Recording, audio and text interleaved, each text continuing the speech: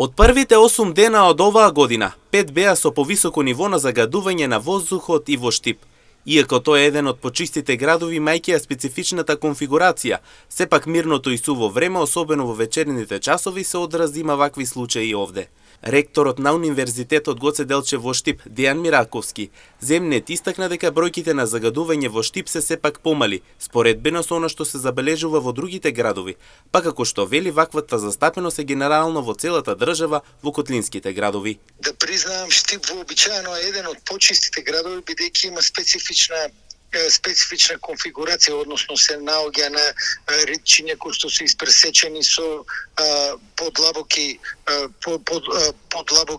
долови и тие овозможуваат некакво струјање на воздухот и Штип вообичаено има ветар, односно нема маглеви денови, така што и концентрациите на загадувачките материи по Штип се ниски, меѓутоа и овој период е карактеристичен и од првите 8 дена дури 5 имаме надминување на дозволените концентрации и во Штип, иако сепак се работи за бројки кои што се пониски од тоа што се забележува во другите градови.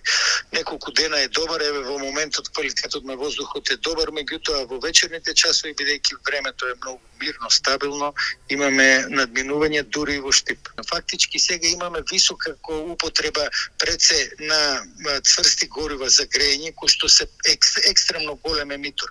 Поголем од се друго кое што ние као луѓе го користиме, поголеми се и од сообраќајот, па дури и од индустријата во најголем број на локации, многу поголемо влијание. Штип нема таква индустрија која што е значаен емитор, меѓутоа имаме голем број на домаќинства кои уште се греат на цврсти горива и се емитираат големи концентрации кои поради временските услови пак не може да се дисперзираат, да се разредат во атмосферата. Фактот дека воздухот денес споредбено со минатото е повеќе загаден. Согласни се и анкетираните, кои велат дека зголемениот број на автомобили и грејната сезона се одраз врз загадувањето. Што се ќумбети од колите, малку ли коли има да бе? Секој кола има бе, по 3 коли има 4. Па тоа загадува воздух, иначе фабрики нема Штип. Дека фабрики у Штип? По загадува Скопје, там мани во Скопје има там фабрики што топат, железо што топат. Одеш себе, ја се си пешки ода. А сега млади? Младите се со кола.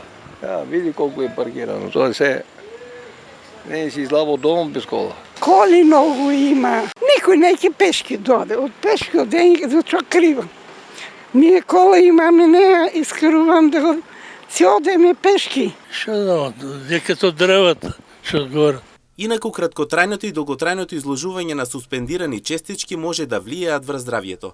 Здравствените ефекти се јавуваат по вдишувањето на честичките, а зависно од нивната големина, суспендираните честички може да навлезат во белите дробови. Колку се поситни честичките, толку подлабоко навлегуваат во белите дробови.